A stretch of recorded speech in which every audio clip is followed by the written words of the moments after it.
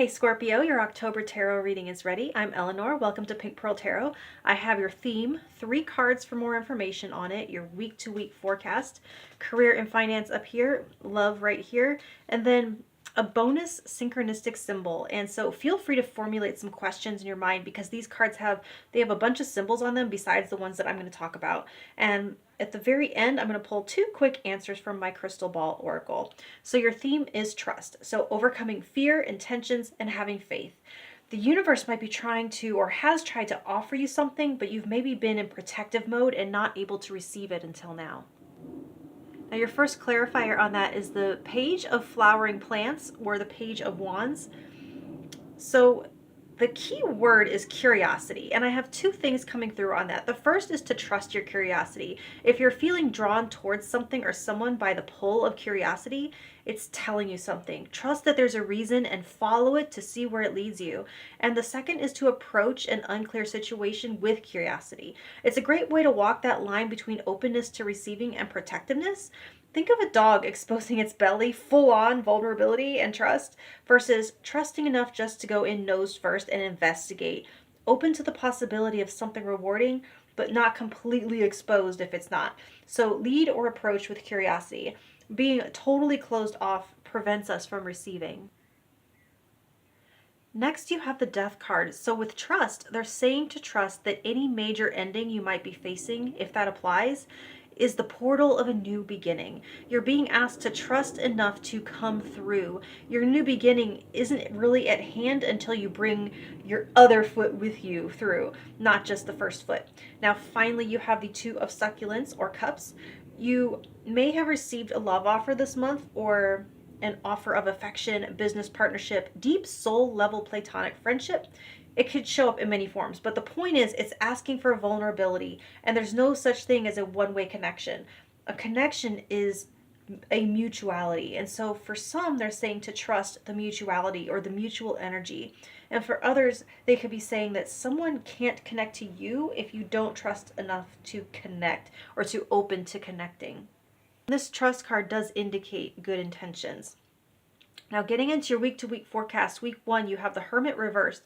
It's shining a light on any ways in which you haven't trusted yourself. Is there any area where your relationship with yourself has been damaged and that trust in your own knowing has been compromised? And this might sound counterintuitive, but the Hermit reverse says it's okay to seek outside validation on this one if it's too hard to even begin, because another person's experience or wisdom could actually help you see something in you that you need to see in order to help begin to restore that relationship with yourself. Now, week 2, you have the 10 of Earth reversed. So when you undergo such a profound evolution as indicated by the Death card, something that was once significant has to be surrendered.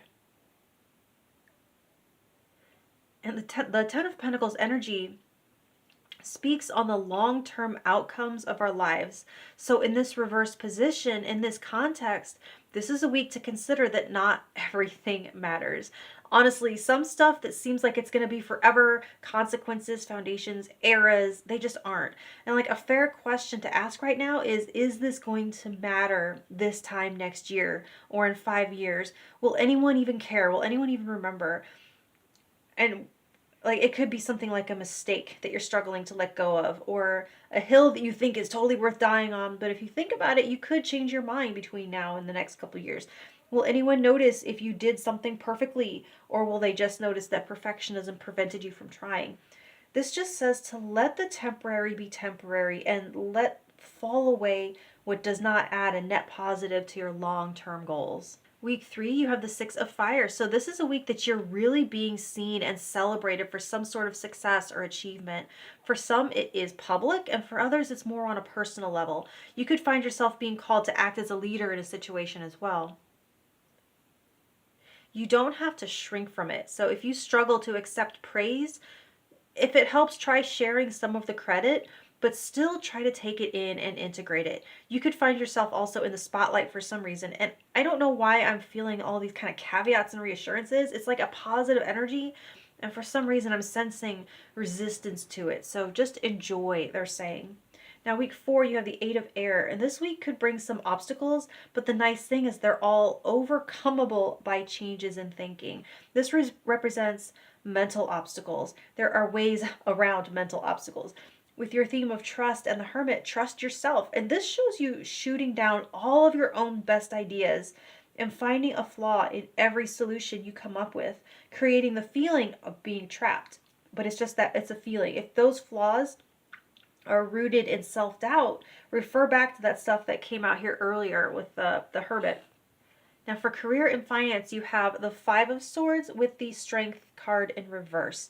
So I'm hearing for somebody just enough rope, if you know the saying, but like just enough freedom to get into trouble. I am seeing a very primal and animalistic desire to win at all costs, but I feel like your instincts are warning you against it. There's like a 2 wolves situation going on internally. There's like a fight between your higher self and your 3D self. And I'm seeing egos in a power struggle. Attempts to control something so tightly that it gets crushed. I feel like this might be saying that you have to trust someone to do their job, and demonstrating in some way that you don't trust, that could backfire. And this could go up or down the line, like as an employee or a subordinate of yours, or it could be a supervisor, it could be HR or a contractor. Also, something needs to breathe. That could be coming through as a creative project for some of you. It could be another person, or it could be you yourself, maybe even an investment. So don't try over hard to impress right now. A loose grip is a more adaptable one. Now for love, you have the 2 of Swords and the Knight of Wands. Mind gatekeeping passion. I feel like someone's mind is gatekeeping their passion, or passion not being communicated. I'm also hearing mum's the word. On one hand, I see some sexual frustration, but on the other, I see excellent impulse control, but for how long? And this, it could be you, it could be them. You know the meme, if they wanted to, they would. And this illustrates how not true that is. I'm sorry, that's a load of crap. That assumes too much about someone's personality, their trauma, their situation. There's lots of times people would really want to do something and they don't for good reason. So once again, if you feel their fiery energy for you, but you see no external evidence of it, trust that your gut is correct. Now, for your synchronistic symbol, it's going to be the one that appears on both cards. And then I'm going to choose one more symbol from each card calling to me. But you can see all of the symbols when I turn them over. So you can have like a question or two. You can look for signs in these symbols. And I'm also going to pull 2 crystal ball cards at the end. So I'm going to set this over here. Your synchronistic symbol, let me make sure I can see in the camera. You have the TV heads. That's how this deck works, where any 2 cards will only ever have one symbol the same. So what this means, it's drawing attention to how much media you consume and how much screen time you're getting. Too much media can really erode your trust in your own knowing, because they want us to outsource our critical thinking so that we can be influenced to vote a certain way or buy certain things or value certain things. You can always trust your inner guidance because it's never trying to sell you anything. So try to take a break or a media fast at some point in October. Now the next symbol I noticed and wanted to point out was this prism. So this is all about how color affects the way you feel, and to have fun exploring color and how it plays into your moods or boosts confidence or calms you or helps stimulate your curiosity or your creativity. And the other one I saw was the Ouroboros. I'm still just trying to make sure I have it in frame. This is interesting since you have the Death card here. It's a reminder of the sameness of beginnings and endings. So you can go ahead and look at those to see if there's any other symbols that you feel like might have messages for you. I'll set those here. And then I will pull 2 crystal ball cards. I have a new deck and I'm experimenting. So let me know in the comments if you like my crystal ball deck. All right, so the answer to the first question, if you have one in your mind, is no need to worry. That really goes well with that trust being your theme. All right, if you have a second question or you decided that card 2 was going to be your answer, let's see. You have listened to your intuition. I believe that came up here a few times. All right, Scorpio, much love, and I'll talk to you next month. Thank you.